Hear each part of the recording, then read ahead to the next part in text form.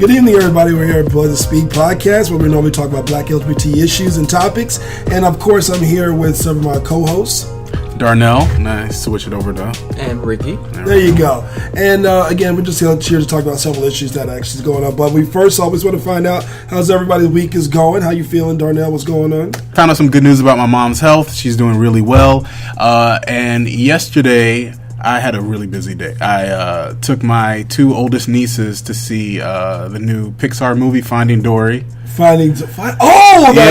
That's the sequel to Finding Nemo. Yeah. Okay. That really kind of good. Yeah, Finding Nemo came out when I think I was still a teenager. No, it was. No, you were not. What? I was. No. What are you talking about? I was 19. All right, calm down. Finding Nemo was when you were 19. Your very last 10 years. Yeah, thank you. Your last 10 all right. Okay, so I'm just saying, I'm a big kid anyway. So anyway, I have a lot of affection for that movie.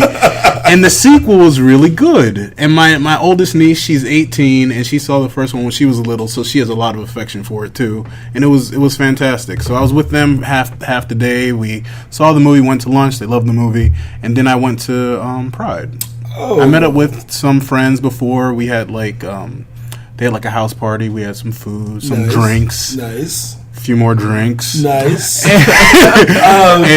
And they live near the parade route, and then we walked over there and safety first. Exactly. Yeah, walking while drunk. That's not exactly. Stumbling while drunk. Exactly. And what's up with you, Ricky? My week as well was pretty good. We went to Hollover Beach, the nudist beach, which was... You got butt naked? Oh my God! You got butt naked. Go for it. You said not. You said nude beach. So I'm thinking you can't pause without us thinking that. Come on. I mean, you say nude beach. It was close. I had on bikinis, Speedo. Yeah, little Speedos. They were that cute. Don't count because they were kind of see through. Was it like? It was see through bikinis. I mean, it wasn't like see through, but you could still, with the water gets to it, I guess. Exactly. So you were offering some window shopping? Yeah, I guess so. Exactly, because it's not for everybody to see. There you go. Special. Exactly. Okay, Only special. But yeah, it was good. I had a good time. I was supposed to meet with some friends because we were going to go to Pride. Yeah. We were going to meet up on Drive, but one of my friends, he has another friend who opens up his house during the time of the year, and people come over and you have your drinks. And maybe the same people that you know, who knows, because Miami and Fort Lauderdale are pretty small. But he got there because I was going on the strength of him knowing these people. Yeah. Because I didn't know them. Mm-hmm. So he got there, and I texted him at like 10 o'clock, and I was like, okay, so where are you at? And he was like, heading home. I'm like, why are you heading home? I'm just now getting ready to come and meet you. And he was like, we got there, and they had everything blocked off, and so we just said, screw it, so we just went back home. I was like, well, what about me? Right, you got to tell your friend. Yeah. Okay, all right. So he owes me for that, Terrence. So did you want to go to Pride or no? Okay, all right. That would have been an experience. That would have been my first time. So I did go.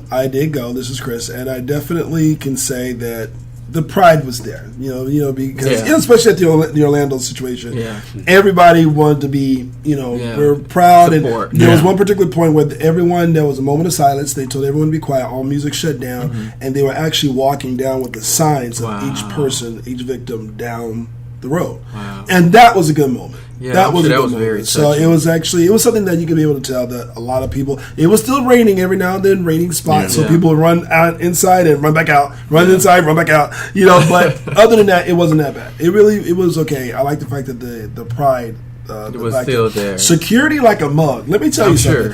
I saw the cops on the helicopter floating around, making sure everything's all right. The cops actually, and police officer and the firemen, they were coming down, and we were like, at one point we were like, damn, it's a lot of damn cops in this parade. Was that what they meant? That it was just so many that they want to be a part of the parade? I don't get it, but. It is what it is. But one thing for sure, everyone felt secure. And all of that, but it's the first time I can honestly say that they were a part of the event versus surveying the event. And I'm seeing that. And that made it better. That did kind of make it it's like we're not an outsider in the situation, and they're not an outsider. Everybody's coming together because we're supporting. They're showing their support. Right. That's a really good it was pretty incredible. The flag at the end of the parade was about the length of the actual parade route. Really? Like, they had a rainbow flag, and it was long as hell. Wow. Yeah, it was pretty incredible. They must have had like 100 people holding it. Honestly, for a minute there, I felt that it was that many campaign people who out there campaigning this way. Was it 100? I mean, it's like a mayor, then you have a commissioner. Then it's an election year. Exactly. Everybody wants to get there. I thought it was going to be election for the next janitor. I'm like, God damn. But, it is what it is. The power of the gay vote. Exactly. And let me tell you, that it was pretty impressive. But definitely looks like everyone had a pretty good weekend. But definitely want to also swing over to the Brothaspeak culture moment. This is where we actually discuss some of the issues that are kind of out there in the news, some of the information you heard, some information you didn't heard, and that's where Darnell take over and talk about that culture moment for us. Well, first, I want to say Happy Father's Day. The dads out there. That's right. Happy Father's Day. Happy Father's Day, Dad. I called him Daddy until I was way too old. I think it's still a country thing, though. It must be. I think it's a country thing. It must be down here. I never use the word pop. I never use my father. My older brother, father. He did that. I never said father. My dad pop. They were close like that. But I never call him Dad either. It's like Daddy. Daddy. Rolls out the tongue. It slips out sometimes. Like not like Daddy. No, like that. No. That's a different kind of. It's like Daddy. That's it. That's all. I don't know. For me.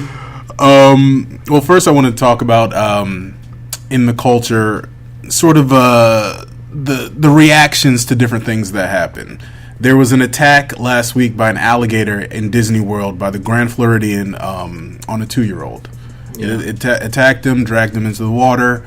There was a whole debate about there was a no swimming sign and the parents should have, etc. They came from where? Where did they come Nebraska. From? Okay. Is there really alligators in Nebraska? There aren't. There are signs. Know. There are signs throughout the park that warn of like snakes and alligators because they're natural to Florida and whatnot. So there is some sort of warning, and it said no swimming, and the little boy wasn't swimming; he was like knee deep in the water. Yeah. So there's a debate about that, like what should have been done. But also a few weeks ago, there was the gorilla that was killed because the little boy was in the cage with him, and they didn't know what would happen, so they killed him. And I just wanted to talk about the different reactions to each story. With the gorilla, the family was black. With the boy and the alligator, the family was white.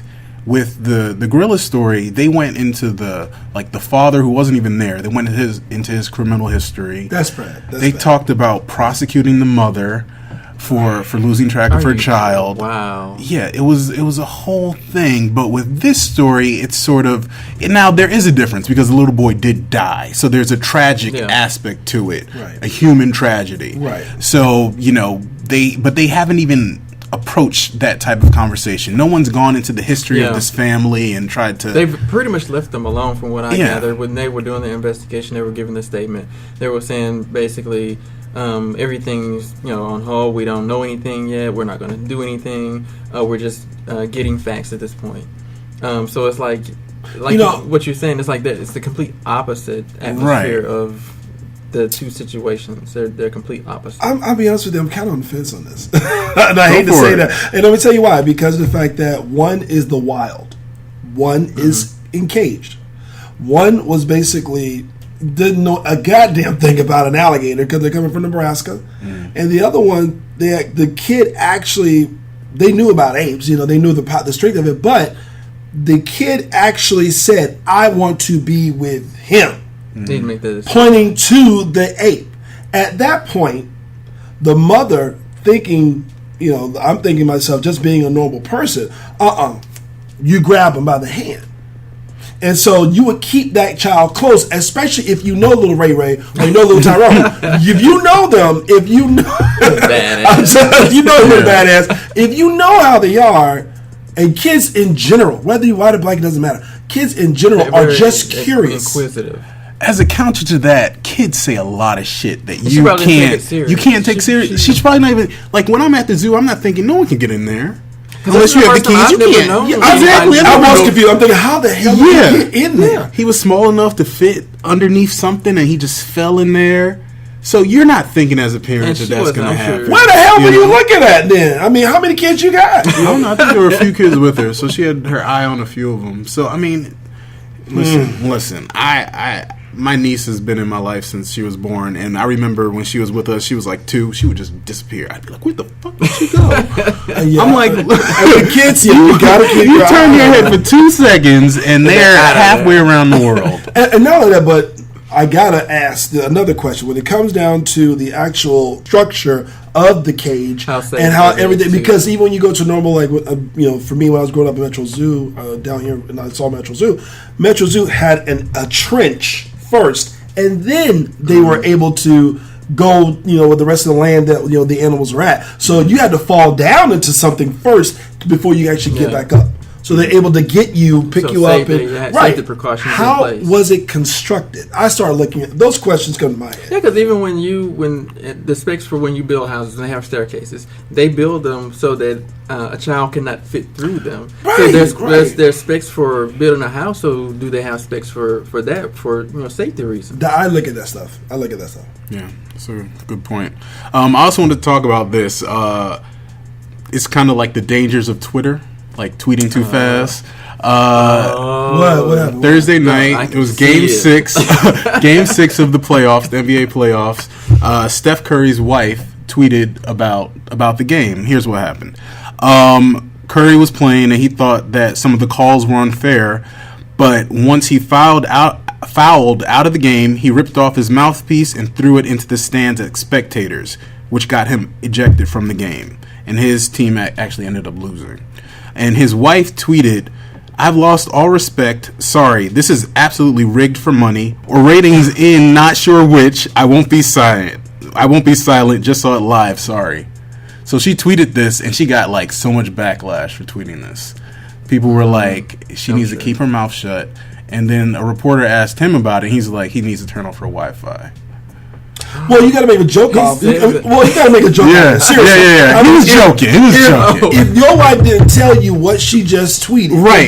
She didn't have a chance because tweet is a tweet. Most people don't take it seriously. People take it really serious. Yeah. And if you actually go to your wife and go and say, "Honey, let me tell you something," you're not really. Right now, you're in the game. Your head is in the game. Mm-hmm. And the last thing you need is for your wife to be tweeting something to cause it. And so the only thing you can do is make light of it. So he did the exact thing that he's supposed to do. Honestly, I would have told him, "Don't you touch that Twitter." No, I'm just kidding.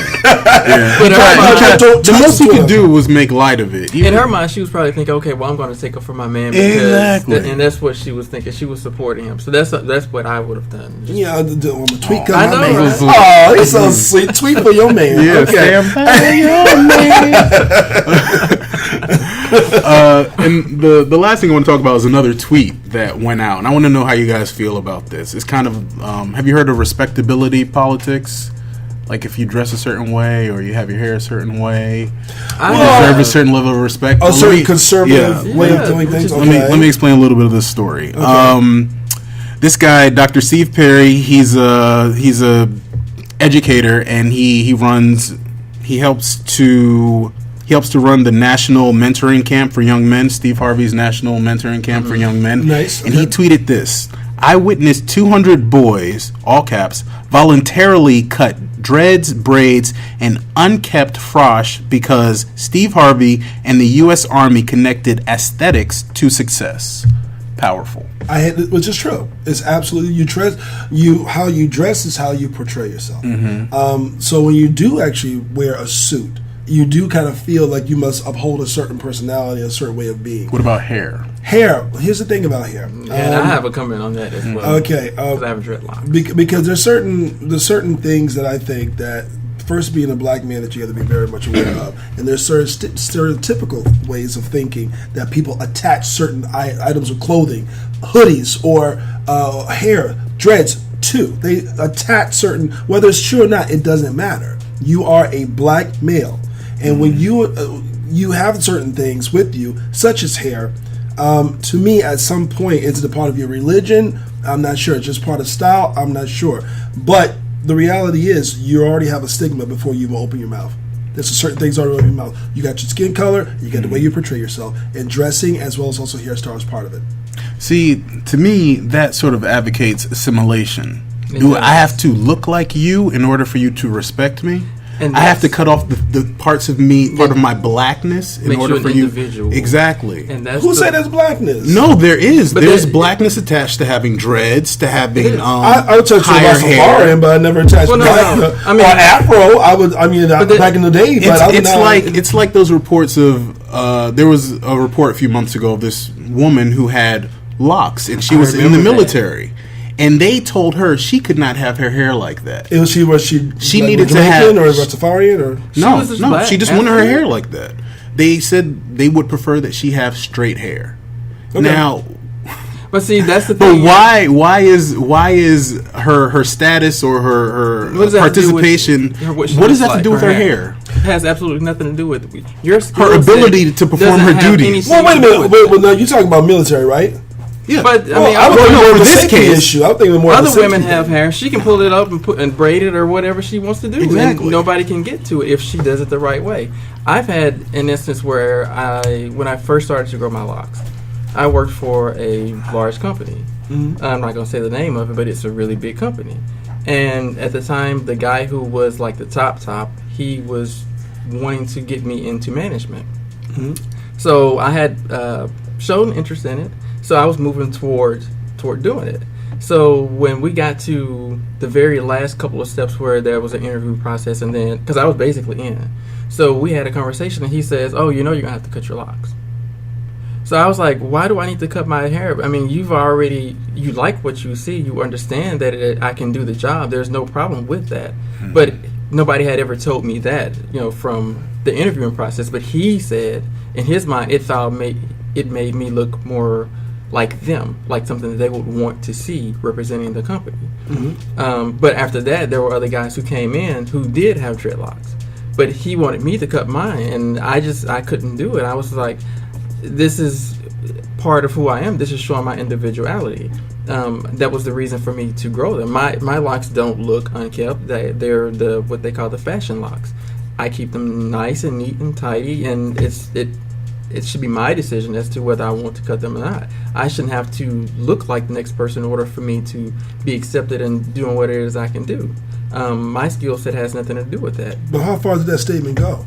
I mean, for me, my experience, I was actually at medical staffing at the time. I was recruiting nurses.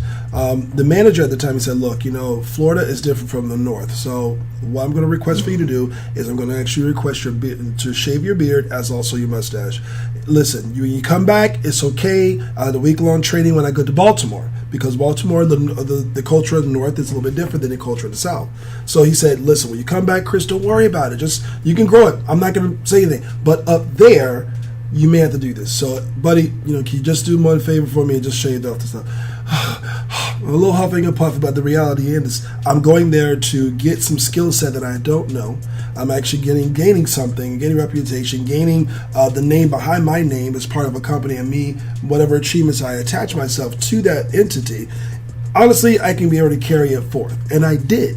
So guess what? I shaved the damn beard and shaved the damn mustache. See, I think what you're talking about is a little different than Wait a minute. But you're talking about that dressing not always attack the culture. It's a drag to fashion. Right. He just said fashion.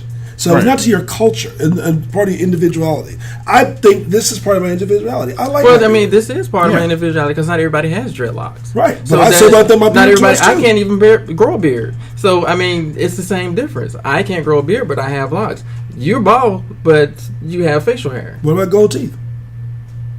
Nobody really has gold teeth anymore. Yes, they do. Yes, they do. Okay. What about gold teeth? It's about individuality, right? Yeah. But what I'm saying is now there is apples to oranges. It's like pulling it down from what the statement really is about, which is an appearance. I'm saying that there's a lot tied to black hair. There's a lot of judgment tied to how we keep our hair or how we choose it shouldn't matter. You haven't heard about this, like the natural hair movement and the way people get treated when they have natural hair. Listen, natural hair movement, I definitely see more so with women. I do see that not necessarily so much with men, but more so with women. And what I've noticed is that when it comes to not necessarily putting their hair straight, perming their hair, chemicals of that nature, they're more into natural products. I get that. They want to be able to kind of show the individual, and there's a lot of ways of actually doing that. I completely see that more so with women. Men, for some reason, I'll be honest with you, I'm having a little bit of a hard time with it, because you know, as a black male, how much more pressure within the society actually presents to you.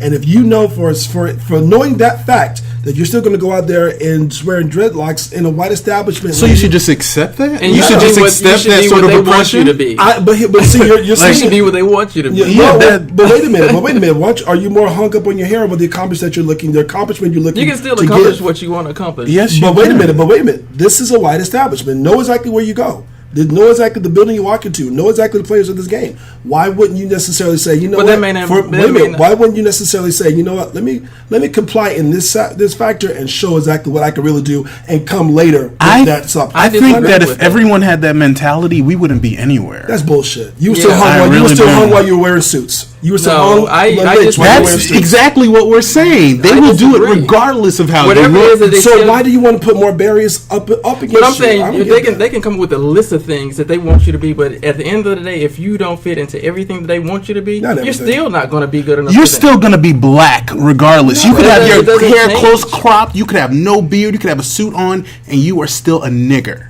All right? So what it is? That is just the truth. So basically what you're saying is, knowing that fact, and you know exactly what things are, being the fact that you're already black. You're already black. You're coming out with that barrier, that certain strike against you, I guess you could say.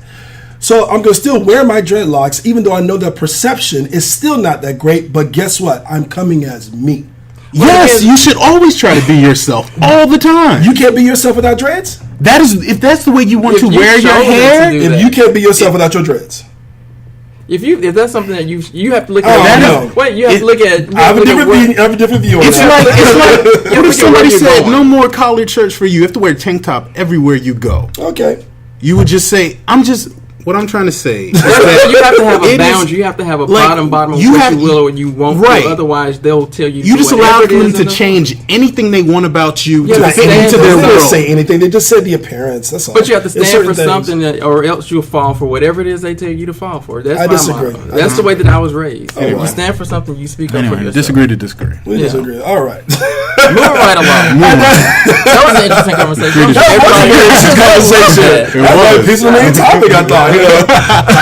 Now, moving on to the main topic. The main topic in this particular case is basically the dichotomy of being black after the Orlando shooting. And this actually is very interesting because of the statement that the shooter said. He said, quote, and I'm going to actually read one of the statements from one of the victims by the name of Patience Carter. And she told reporters this particular statement: "I don't have a problem with black people. This is about my country. You guys suffered enough." Which is an interesting statement for him to say that to the black people who were at the club that night. Almost like he had a heart. to the African Americans that were there. And so I look at it, and for first of all, let me just continue what I was saying, that this particular guy, my team pledged his allegiance to the Islamic State of Iraq and Syria while he was on the phone with the police negotiators, and that he wouldn't stop until the Attack America stopped bombing his country. So, this is a statement. But he still had some sort of a heart, I guess you could say, for African Americans before and after this particular shooting. And I don't know that that's necessarily just the true statement, because he may have just seen it as, okay, well, I don't want to deal with you at this moment. But it could have been very well that it could have been, I don't want to kill any black people because that'll change the conversation. Exactly, because there may be more Latinos here, so let me get the bigger scale of people who are here. That way, that whole community can be up into an uproar, and it would be different. Right, it could be about completely that. different, because maybe there weren't a lot of African Americans there. Because, like you said, didn't you say it was Latino? It was mainly Latin night. Yeah, it was Latino night. Yes. So he picked that night for a reason. The majority of the people who died were all Latino and Puerto Rican. All the names that were read off that were in the list of victims, they were all of Latin descent. Yeah, most of them. There were some that were not, but they were probably the ones when he started to shoot. Then he just kind of sprayed. Okay. They were victims. Yeah. Well, the first question I do want to present out is when it comes to how do we feel. First off, how do we feel after this Orlando shooting? I think we really actually asked that question last time we had our podcast last week. Yeah. We really didn't talk about it. So, how do you feel? pertaining to, I mean, do you feel safe? Do you feel unsafe? What exactly is the feeling? There's a degree of unsafety, only because I looked at like clubs or gay establishments as a place where I could just sort of relax, you go to be you and you don't be have myself. To worry I don't have to worry about looking at you cross-eyed. and not like I was going in there doing anything crazy. Like I was just going there being me. You. Yeah, exactly. I could just see other people do whatever they want. You want to make out with your boyfriend? Go ahead. You know, don't do anything too nasty. But enjoy yourself. Be relaxed. That's have a drink. The whole thing is about. And I think about it the way like, as a black man, there are certain circumstances where I feel unsafe. So a gay establishment was a place where I knew I felt safe, but do I feel safe now? Mm-hmm. And I wrestle with that because like we were talking about earlier, I went to the Pride Parade as well yesterday, and I was looking around. Yeah. You know, I took a minute to survey my surroundings, which is not something I necessarily would have done before. I was looking like, does that person look a little off? What do they have in their bag? You know, like those are my thoughts. Yeah. Why should I have to feel these thoughts in a place where I'm supposed to feel prideful and just enjoy myself? Before this situation, you never even thought about any of those things that you didn't thought even cross my none mind. Of those thoughts. But you shouldn't. Why not? You mean you felt that safe? It wasn't an active thought. Yeah, right. Like whenever you're in a crowded situation, of course you're things, fight or flight is going to kick in if something happens. Yeah. But now I'm like actively looking out for it. Exactly. Overly actively aware of things that before you saw it, but you didn't really think anything about it. It wasn't like, oh my God, what is this person doing? Or you didn't think about it like that. But now it's a little bit different because you look at certain things. Like you said, you look at certain people, certain situations, and you get that feeling like, okay, this happened before. Yeah. Will it happen now? You're just a little bit more causous. Exactly. You know? Well, see, I mean, even, I guess for me, I've been to a club since, and I have not changed my way of thinking. Maybe because I'm not watching TV and I'm not getting my subconscious. I don't watch TV. I see the Orlando shooting as when I'm walking by a television, and that's about it. I don't actively cut the television on because I do believe that television, quite frankly, is to promote fear. I really do. It's to promote fear, and maybe that's the difference because I walked into the club just the other day, didn't feel a damn thing. But I did see the presence of security. Mm-hmm. And by the way, sometime, first off, let's talk about that for just a smidgen, shall we? Now, you know damn well this club did not have security until this Orlando shooting. Mm-hmm. Now, you get security. Let's make the security a little bit buffer, a little bit. So make them look like security. Not for anything for cuteness or anything like that. Safety reasons. But I got patted down by a guy sitting in his seat, sitting down, overweight, did not want to stand up and pat me down. He said, "Just come to the job, pat."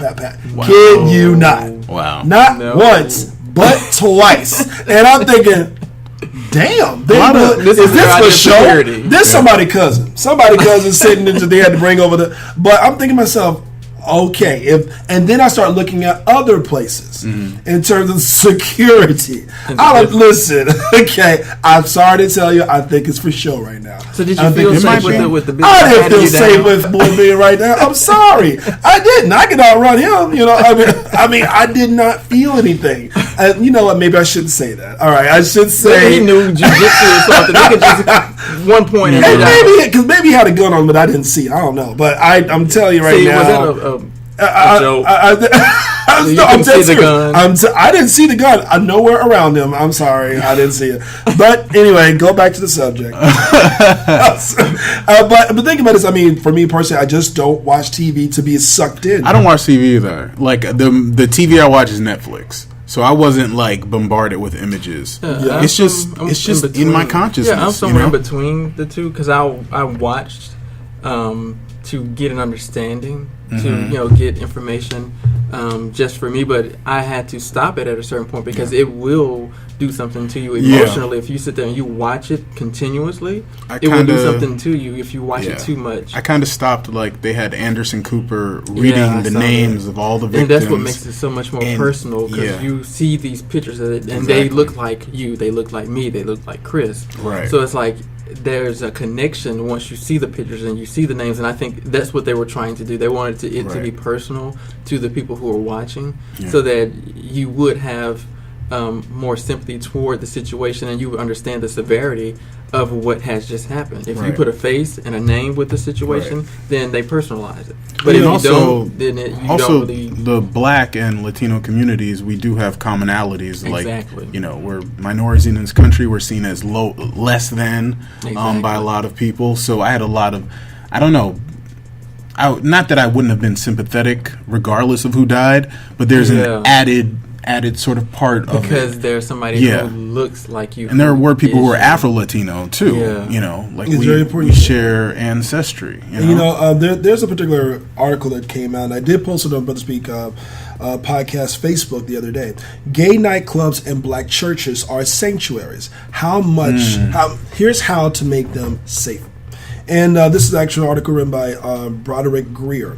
And the first thing that she points out was that on the surface, gay nightclubs and black churches seem like anti-theatrical institutions, but they both give their attendees something no other institution can, a place where people can be themselves, even where the outside world often feels hostile. This week will have been a year since a gunman killed 9 people at the Emmanuel African Methodist Church in South Carolina.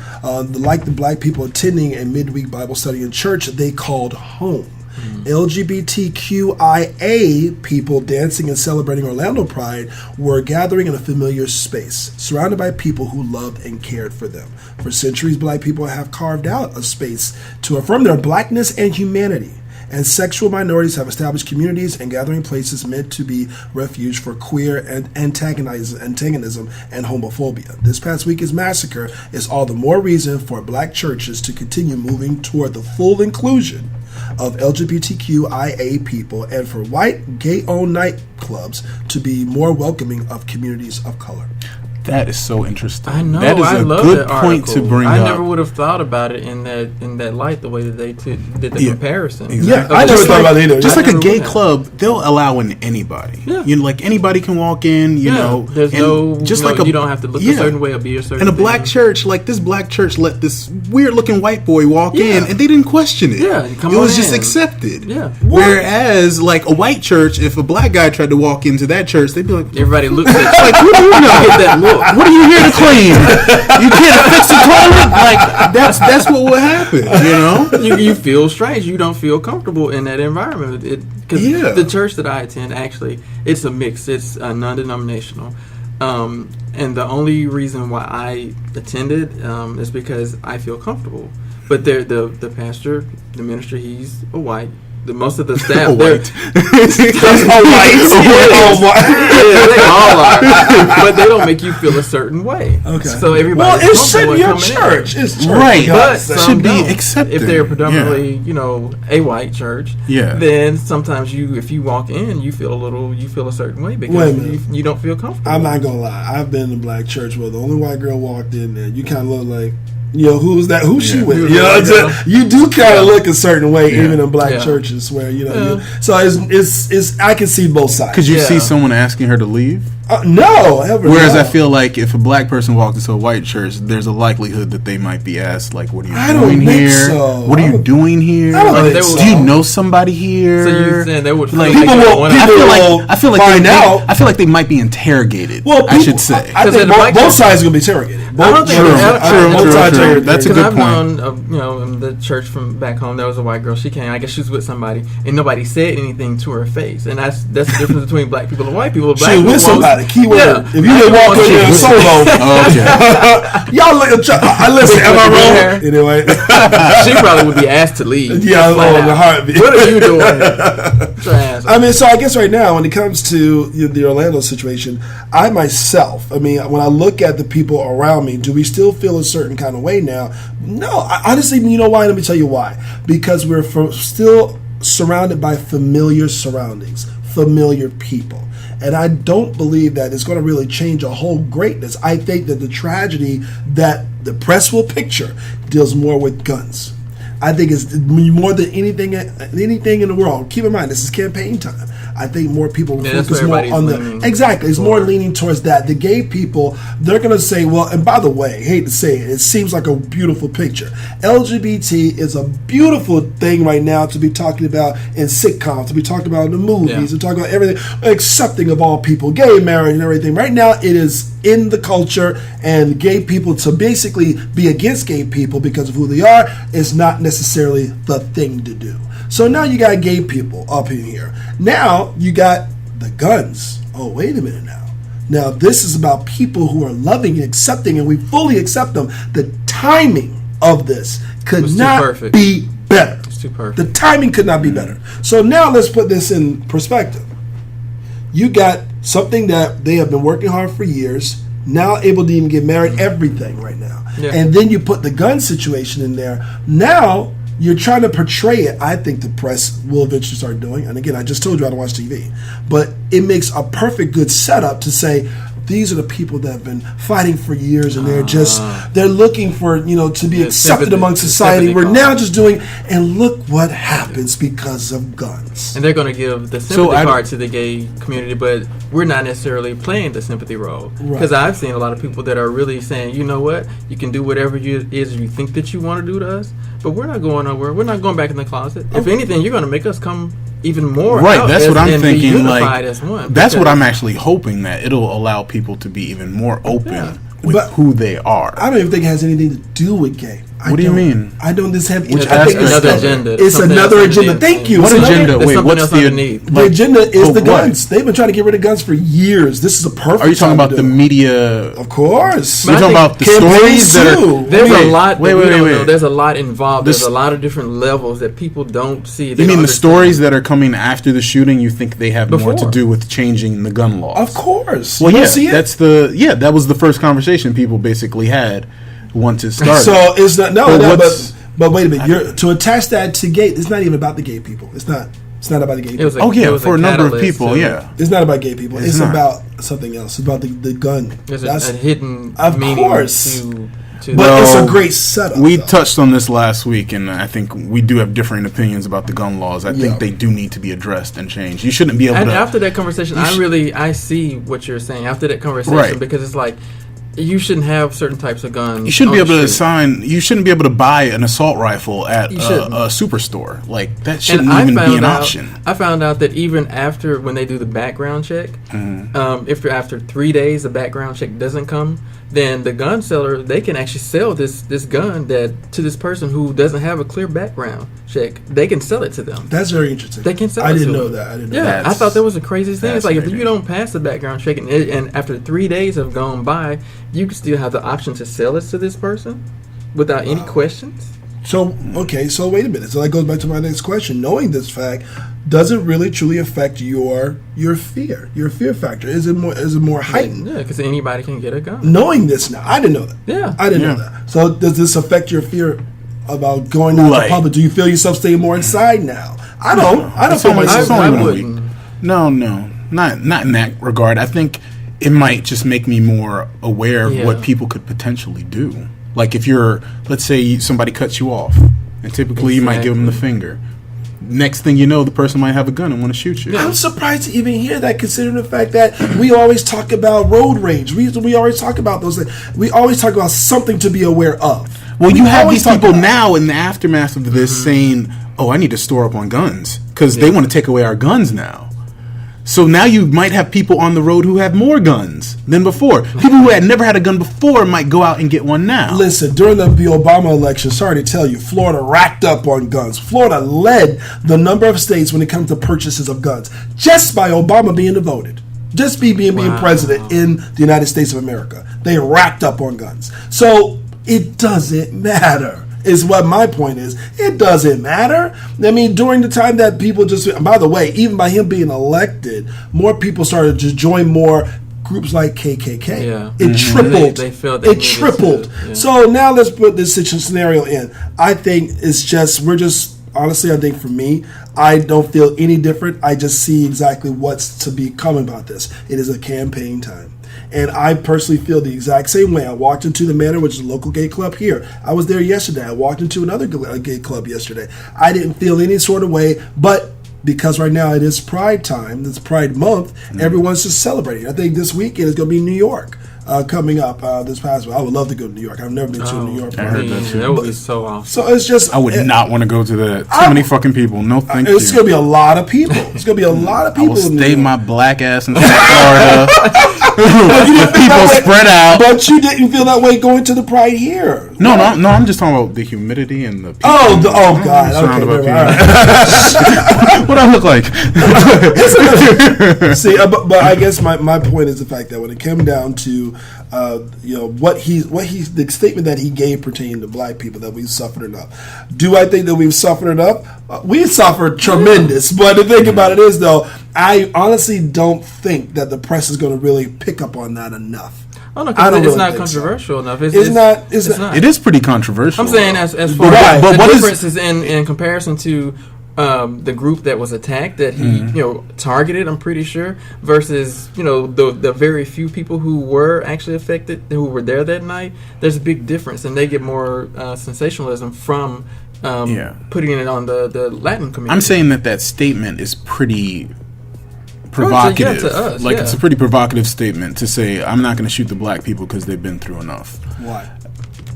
Because of all the news about Black Lives Matter and police shootings. I'm saying it is a provocative statement to say, I'm not going to shoot the black people because they've been through enough. But they haven't played it up enough. The acknowledgement. They haven't. The acknowledgement from a person who's about to kill some people. Yeah, to kill a ton of people. It's it gives you pause. It's like, holy shit. You're a psychopath ready to kill all these people, but you're going to spare the black people? It's like... But I think there was something behind his thinking, and I'm going to go for... He picked that night, the Latin night in particular, to go to do this. So he had an ulterior motive. It wasn't about the African-American community. It was about... apparently the Latin community. So that he had a motive in what he did. There was a reason why he did what he did. He did say in Miami he did see two gay men that enraged him. Now, despite the fact that he was on Grindr and everything other thing himself, he was a regular at that club. Apparently? Yeah, I mean, despite that, I mean, to actually say in Miami, and we all know the majority of the people within Miami is Latin. So, I don't know if that was the main reason. Not only that, we don't even know exactly was the people who were kissing, were they white, were they and this is a statement that he made. Nobody knows if it was even true or not. We don't know. True. So there are a lot of things that we won't ever know in this situation. Even after they're doing an investigation, there's a lot of things that they probably won't even tell us. But is there any particular feeling that you should really feel right now being a black gay male? I was talking in general before, but black gay in particular. Is there any sort of difference that you should feel right now? Is it? I mean, or just basically just it's no different? I'm not going to necessarily say there should be at this point. Not for me. I mean, in the back of my mind, I think about safety more now, but I still don't necessarily feel a certain way. I feel that I should be more aware of my surroundings and more aware of people that are there, because it could happen to anybody, anywhere, any place, anytime. But as far as me being a particular target because I'm African American, I can't speak to that. I can't really say yes or no. Right. I'm not saying anything like I walk around in fear. Like I don't constantly fear for my personal safety. But as sort of an idea, as sort of a concept of how we're viewed in this country, there are a lot of things that just make me wonder. Like it's like we're getting it from both ends, like as black men, we're in a certain degree of danger, just in general, because you don't know what could be projected on you. You don't know what you could be accused of, and have people believe that accusation. And now with being gay and going out to these clubs or what have you, I don't know. It's just there are a lot of levels to it, and this incident is sort of making it just become more paramount in my mind. It's in your face. Yeah, it's a lot more in my face. Now, do you think the Latino community was actually hit harder in this particular case? I think so. Really? I do, because absolutely. I have quite a few friends that are Latin, that are Puerto Rican or whatever, and they have been the ones I see that are speaking the most. Mm-hmm. They're the ones who I've seen shed the most tears. They're the ones that I've seen who've had the most issues with dealing with this situation, because some of the ones that I know that are close to me, they actually lost people who were at this club. Mm-hmm. So it's touched them in a way that it hasn't touched me.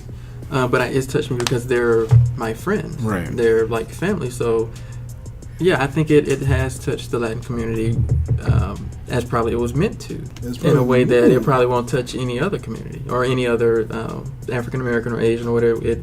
I think that it has. That is very interesting, because now that I start thinking about, again, I'm trying to connect all the dots. Sometimes my mind just goes there. My mind does it too. Yeah. And so it's more like, okay, when you look at the pictures, and by the way, some of these guys are very, very attractive men. And it's a gay club, because you're going to see it. Wow. The reason I'm saying this for a reason is because when it comes to the halo effect or the things of that nature, and maybe he had an issue with that, with being placed at the bottom, because he was on these social media websites for gay guys, and maybe he didn't get enough attention. Exactly. So maybe he figures the ones that didn't come for me, the ones that were not feeling me, let me go out and do whatever it is to them, because they don't think that I'm good enough. I don't know. Because I was looking at it from a standpoint of, okay, well, people receive much more sympathy towards the situation because of the fact that they were very good-looking people. Mm-hmm. Their pictures were put them out there on news, on paper and everything. So that effect of, keep in mind where we actually rank here. So you got Latino as a second. Okay, which in terms of the ranking, you got white, you got Latino, then you have Asian, then you have black. In terms of that halo effect. So there will be more of a sympathy for that select group of people who are attractive. Now let's bring this over to the church. The church that the white gunman came in and actually shot a lot of people. Mm-hmm. Now, was the effect as grand? Or maybe just the timing was off. Maybe because right now it's campaign season. I don't know. Do you feel that there was a huge difference, or you feel it's pretty much the same how the press is treating it? There's definitely a difference. Yeah. I think there is a difference in regards to the races of the people that died. Certainly. Like, when black people die, on a whole, it is treated as less of a tragedy. I think that's just sort of a national fact. But there are differences in the numbers. 9 people died in the shooting last year. 49 people died in this one. Also, there's more sensationalism with this story because he shot up a gay club. So you have the gay aspect, you have the assault rifle aspect, you have the fact that he was Muslim American. That's part of it as well. So there's a lot more. There's a lot more layers to the story that you can write thousands of different op-eds about this. Options. But with that story, it was sort of very black and white, so to speak, literally. Exactly. Literally. You have a white kid who shot 9 black people. That's the beginning, the middle, and the end of the story. There isn't more to write about it. So I think, and the only thing that you could tie into it is the religious aspect. That yes, and also the Black Lives Matter thing, the KKK thing. But this is sort of new. This is a new story to tell. Yeah, exactly. So I think it's treated a little bit different. There weren't national vigils and all that stuff. Well, not to this degree anyway. Okay. We gotta touch on a lot of things here. When it came down to this particular subject. So overall, to kind of wrap this up in a little bit, when it comes down to a tragedy, what is considered to be right now the top ranked amongst most people? I think as black gay men, what do we really feel that's right now the biggest importance out of this? Is the fact that the LGBT community is coming more together, or they've already been together for quite some time. They've always been pretty strong. Because keep in mind, we've come across tragedies plenty of times before. AIDS, the situation with AIDS was just one of them. Now we're coming across the gun tragedy, which, by the way, this is not the first tragic event that we've actually occurred before in our lives before. So when you actually kind of add all this up, which one do you really think is going to be the biggest topic? Is it just mostly the gun control, or the fact that the gay community is going to come out swinging and we come out fighting a little? What is going to be the biggest thing that derives from this? An interesting question, because I see both at this point. I see groups coming together to rally for better gun laws. And this is from politicians, the ones who never would have done anything together, who would have been, as a unit. They're coming together to fight for better gun laws. at the same time, I see the Latin community and other parts of the community coming together to give support. I've been reaching out to my friends, like I said, and we are showing love to one another. We're saying I love you. We're saying if you need anything, let me know. So the bond is strengthening. Yeah, exactly. I see it a whole lot more, and we're appreciating each other a whole lot more. So I don't know. It's like a race to the finish line to determine, in my opinion, which one, the guns or the strengthening of the community, which one will actually there will be more of an impact from and with and to. Unfortunately, due to the fact that talking about gun control is an easier narrative than to discuss, how the gay community has been strengthened by this tragedy, I think it's going to be gun control. It's easier to talk about. It's something that has an endpoint. We can either, increase the gun laws or not. That's really all there is to it. But with this tragedy, in order to see sort of a development in the gay community, to see if we get closer, it's going to be years before we can actually see the results of this. It's years, decades, however long. I agree with you on that one. I do think that, not only that, but let's keep in mind that when we talk about the gun control situation, it really serves other people's purposes. Again, I'm not going to let it go. This is campaign season. It serves other purposes. It serves other people's purposes. So, but the gay community in itself, I can honestly say, I think everyone cried for everybody, right. Regardless of who you were. Exactly. And so, which I thought was actually a very good thing to see that. Exactly. But we are only a week into it. That's Who true. knows what's going to happen 6 months from now, a year from now? That's true. With most tragedies, like you said, that's the fear of everybody in the community is that after a week, will we still have this same strength? Exactly. After 2 weeks, will it still be the same thing? So it's like, I think it's a personal thing. It depends on how we choose to treat one another. If you choose to reach out to your friends to check on them every now and again, more so than you did before, I think that will play a big part of the change that we'll see. But if you choose not to, then nothing happens. That's true. All right, in conclusion, we're going to wrap everything up, and I do appreciate you guys commenting on that. Like I said, if you have any guys, if the public has any particular opinions that you guys want to share, you can always reach us at Brothaspeak, BROTHASPEAK @gmail.com. Or you can also simply go on Twitter. I'm pretty sure that most people know Brothaspeak Pod Twitter, or either you can actually go to the website, brotherspeakpod.com. Thank you so much. Now we're going to swing this portion of the podcast over to Ricky when it comes to the people's voices. So what exactly was the question you decided to post? Yeah, actually, I kind of had a couple of comments, only 3 that I wanted to share. One is very touching because of the way that it's laid out. Okay. This one comes from Michael, and he posted this because I posted my comment maybe around noon that next day before everything started to come out. All right. So Michael posted, it's sad that we can't go and enjoy ourselves without an idiot ruining it. Prayers to everyone involved. So he gave a really short statement. But a couple hours later, Michael found out that his friend Antonio Brown was one of the victims. Ooh. Yeah. So it's hit him, and he's dealing with it. And I've been checking in on him to make sure that he's okay. But it's like before, it was a turn of events the way that he saw it before, but then it touched him later. So his mindset has completely changed. So he's dealing with it the best way that he can. But I thought that was one that was different. Then I got a comment from Mar. He said, there are no words to describe such a horrific act against humanity and for taking innocent people out of this world for no reason at all. It is not fair because we allow our country to sell military-style guns to the general public. God will always love you, my brothers and sisters. So he's being supportive. Okay. And mine, I just kind of wanted to share what I wrote to show support for the people. Okay, so my comment was, I will share my thoughts on this senseless tragedy in hopes others will speak up and out as well.